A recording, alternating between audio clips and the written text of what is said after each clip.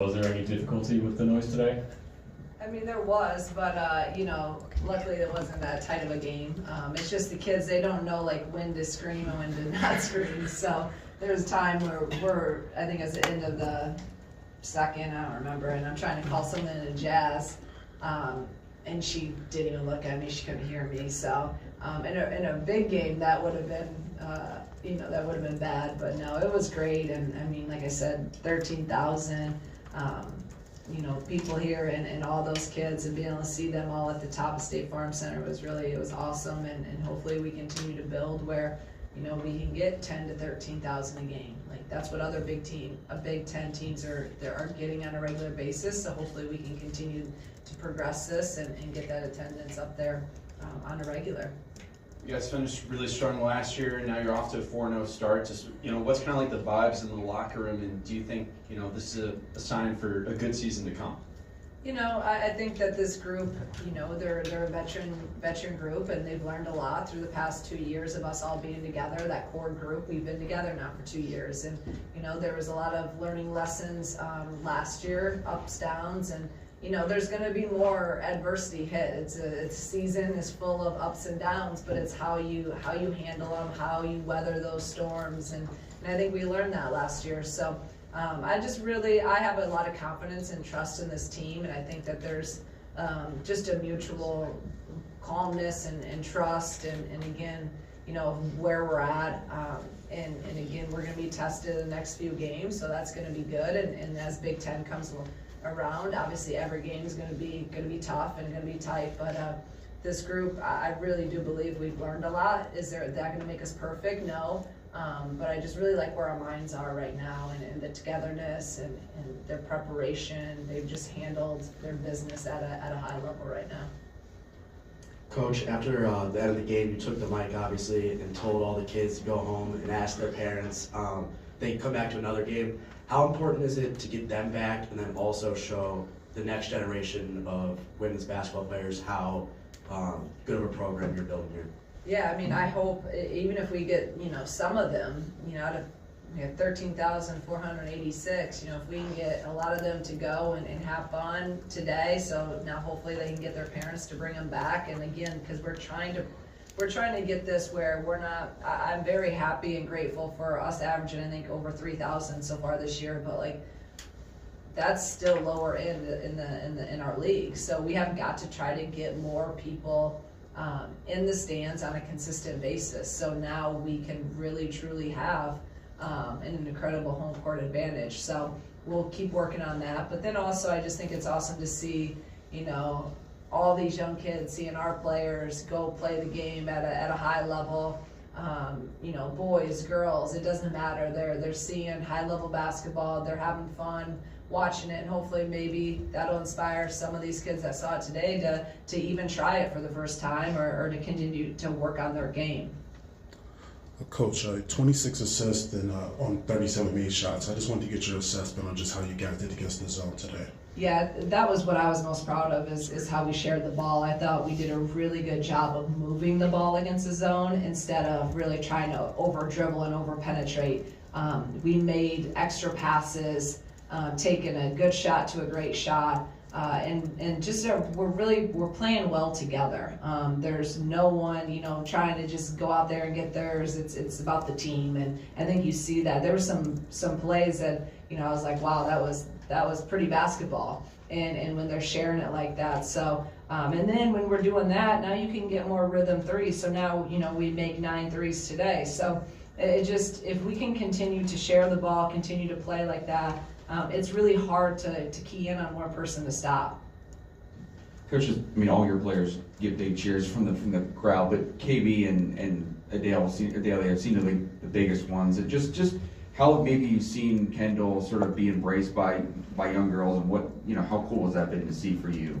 Yeah, with all of them, I absolutely love to see, the young girls love them, but more importantly, like, see the interaction of our kids and how much joy they get from, seeing the young girls out there and the young kids, because there's a lot of boys too that absolutely love, these guys as players and as people, and that's the thing like we tried to build since we got here is a connection. We we want our fans to be able to have a connected feel and to think that they're part of us, and that's what family means. Like, you can't do this in women's basketball without that connectiveness. I don't believe. So, that's why our kids go up in the stands and they get to know a lot of these kids. They are out in the community. They're just great kids. Like, our team is great. They're great people. And they have a lot of joy giving back to the kids and being involved with them and talking to them. So it's awesome. I love it. And like I said, I love seeing that it's not just little girls out there too. It's, little boys that are watching women's basketball now, and it's cool to be, I want to be like KB, or I want to be like Dal. I mean, that's a big step in the right direction for where we're going in our game. 4 games and 4 different leading scorers. I mean, how much easier does it make your job when you have a handful or more of players that can go off for 20 plus a game? It's huge, right? And obviously, people are going to key in on KB. They're going to key in on Makaira. They're going to, try to not let Jen get it. Now you have Gretchen scoring. Now you have, Bryn scoring. Now you have Jazz scoring. It's really, really hard to guard all that. And they can all score in a variety of ways. So this is what our programs are normally made of, is just a balanced attack where you can't just take away 1 or 2 players. And that's what I love, how this is really progressing and coming where, with some of our injuries, maybe it's getting some other people some minutes and they're getting confidence, and that's just going to make us better in the long run. And if we can all, we all start getting on fire on the same night, it could be really, really scary. Just an update. Do you have any updates on Jen? I know I saw her on the bike during most of the first half, and just an update on her. I don't know much. I think she'll be okay.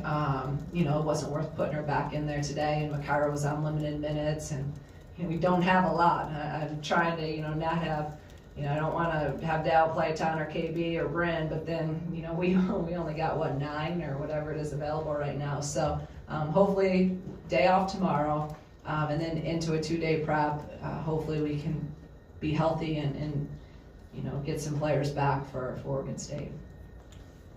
Coach, seems like everyone got a chance to get into the game today. How valuable is that for you and the group going forward?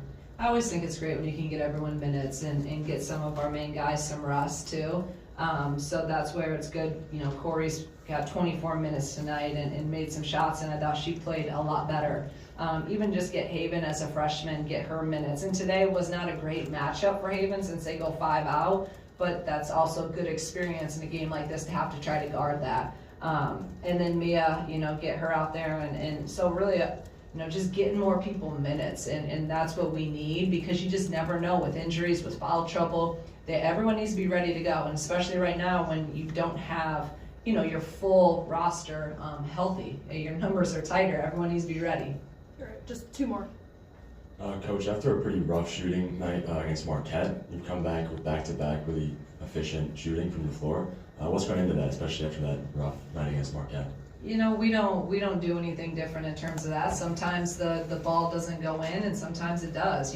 We continue to worry about the process and look at, okay, what shots are we taking, or how are we getting those shots, and we've been shooting it well the last 2 games, but we also got to the free throw line a lot that game and manufactured points in ways that we needed to. So we're going to continue to stick to our process, stick to kind of what we do each day. Our kids are getting shots up, they're getting their reps in. The only thing I would say we did different is we shot a couple of drills. I added a couple of drills in just to shoot more threes, but that's like a 5-minute drill, so that makes that big of a difference. I'm stupid for not doing it every practice, but I think some days you're going to hit shots, some days you're not, and again, find ways to win when you're not. Hopefully those are few and far between, those Marquette games. That's one here. But Coach, sorry about that. Yeah, your team has a lot of veteran leadership. I just wanted to get your thoughts just on KB and just what she means to the program. It's just, I've said it so many times, just the consistency. You just can't, that's the biggest thing, is when you have consistent people and consistent production and consistent work ethic, you know what to expect. She's every day. And that's just, it's so powerful. And it's so meaningful to our team. It gives me a lot of trust and confidence that I know what I'm getting. We know what we're getting. So she's just been an absolute joy to coach for the past 3 years, and sure as hell gonna miss her when she's gone. But I'm gonna enjoy, you know, all these games from here on out. But just a special player and a really special person. Thank you. Thank you.